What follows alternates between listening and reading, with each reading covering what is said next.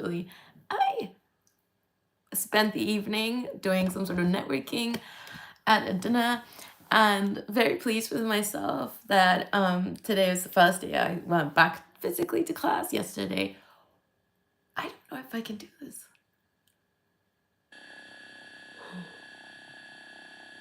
Let's give it a go. I had a cold. I was the first one to get it. In this house. Wait, okay. We're fine. We're fine. Okay.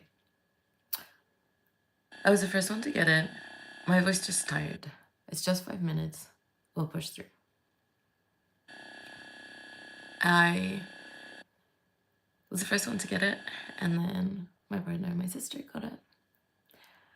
And it sucked. I think because like sometimes you get sick and you feel bad, but also like yeah, like emotionally you can feel bad and down, and then you also happen to have a cold, and it kind of works because you need to take a break, you need to chill out.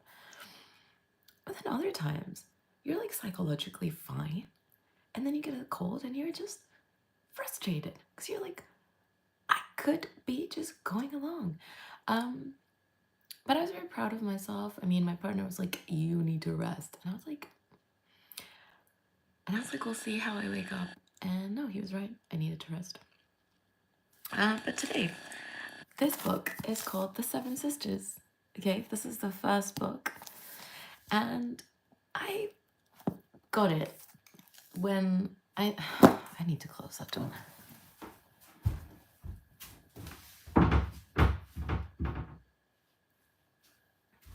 Okay. So it's fine now.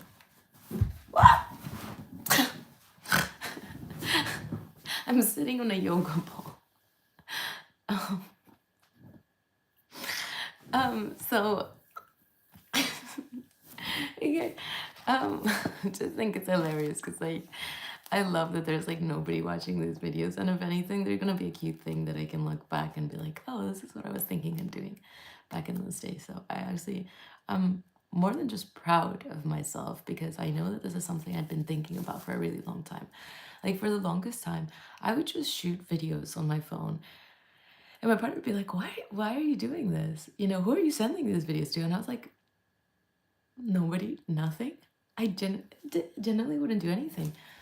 Sometimes I would edit them and I wouldn't post them because I was too scared of all the negative things. And I think that's a beautiful thing about this journey of mental health, where, so I don't have it with me, but basically, the Thrive book, I was able to get rid of the anxiety, depression and emetophobia, phobia that I had, and which is actually a really, really tough phobia to get rid of.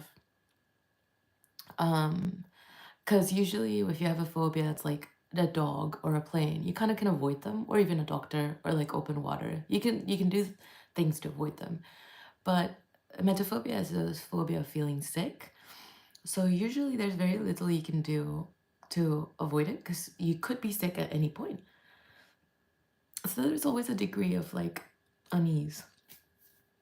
And I love myself so much for having the courage to keep going, for believing even when it seemed like there was no evidence that actually there was a way out, that I could find a cure for what I was going through and what I seemed to have been kind of just my personality trait.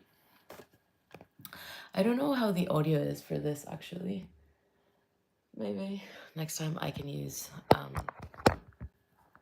the little microphone. Internet. Okay.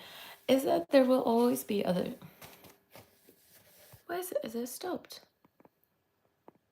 Why has it stopped?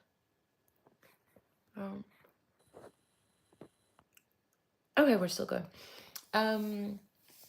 But there will always be other things I think to work on because we keep growing. It's kind of like that level of, or when you're playing a video game and there's another level and then another level and then another level. And some people, or in the past, you could be like, oh, I'm doing this because you know, want to prove certain person wrong. They said I wouldn't be able to do it, and here I am doing it. No, and right now it's actually about like just curiosity of saying like, how far can I go?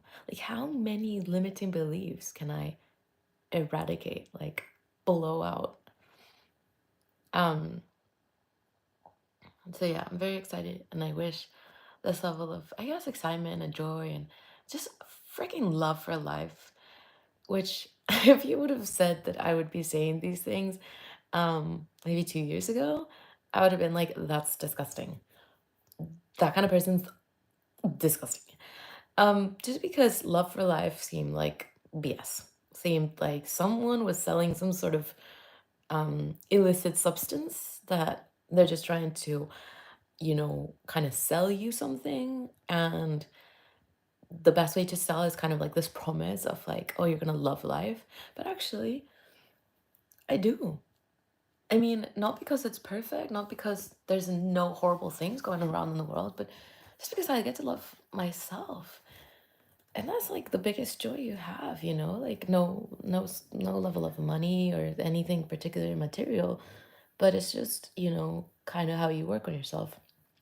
But I do think that one of the best resources that a really a, you know, a child can have when growing up is really having parents that can that have healthy self-esteem and can teach a child how to have carry that healthy self-esteem forward. So this book I got, I'll finish this quickly because one needs to go to bed, but also in general, point is, I got this. I was on at the airport and I was going to Peru to a funeral, and that sounds really weird. It's my dad, okay? I don't just normally go to halfway across the world just for a funeral. It was not even a funeral. It's what's it called? The first year anniversary of his death. Sorry, there we go.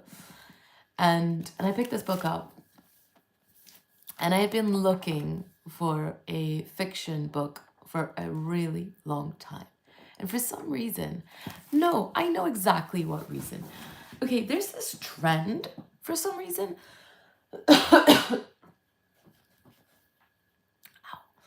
where authors just like to chat in an informal voice, and it's kind of like, this is what my character would speak like, and the whole book is written in the voice. And honestly, I'd rather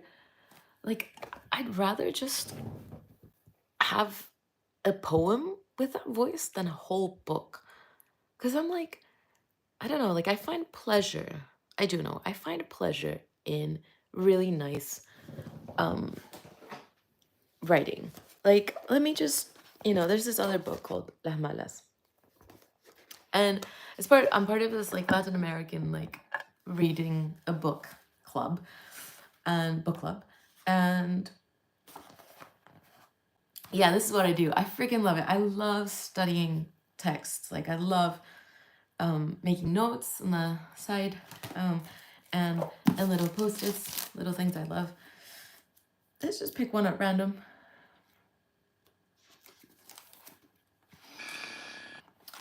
Oh, wow. My life has had considerable moments of deep pain, but safe is something I've never aspired to. Oh, I kind of love that. It's so cute. Maybe I could just go about a day and just do one video a day where, you know, just read a quote, and it'll be cute, of all the books that I really love. This one's in Spanish, so let's look up a quote from here. What's that one? I'm trying to think what's also okay to say in the, on live.